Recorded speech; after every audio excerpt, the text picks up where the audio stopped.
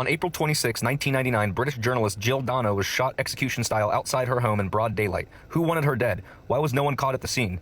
Was this a professional hit or something more sinister? Using FBI profiling, CIA behavioral analysis, and law enforcement forensic techniques, we explore shocking new possibilities. So here's the timeline on what we know. April 26, 1999, the day of the murder, Jill Dando, a famous BBC journalist, left her fiancé's house that morning, and around 11 a.m., she arrived at her home in London. Less than an hour later, a single gunshot was heard. A neighbor found her collapsed outside her front door, shot in the head. April 26, 1999. The immediate investigation, no weapon was found, no signs of forced entry or robbery. Witnesses saw a suspicious man walking away from the scene, but he was never identified. May of 1999, the manhunt begins. Police focused on Barry George, a local man with history of stalking women.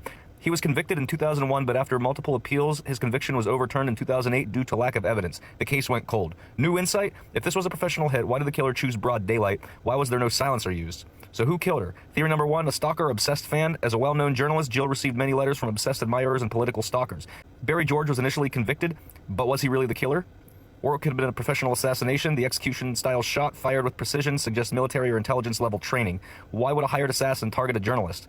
Before her death, Jill was investigating organized crime and war criminals. Could she have uncovered something that put her in danger? Ballistics experts believe the gun was a modified 9mm pistol. This type of weapon is often used in European contract killers. Could MI5, the CIA, or foreign intelligence agencies have been involved? The unanswered questions, the bullet and weapon mystery. The bullet casing was never found. Was the killer trained to recover evidence before leaving? Why was no gunshot residue found on Barry George if he pulled the trigger? Some saw a man fleeing, but descriptions varied. Was the killer disguised? Jill was working on an expose about high-profile criminals and sex traffickers. Was her death meant as a warning for other journalists? Could security footage from the surrounding businesses contain a hidden clue? Were there any high-profile figures in London that day who had links to the crime? Could this be solved? What can be done today? We have modern AI, facial recognition that could reanalyze the witnesses' descriptions. New forensic techniques could extract DNA evidence from Jill's clothing. If the original gun was found, could new ballistics testing prove its origin?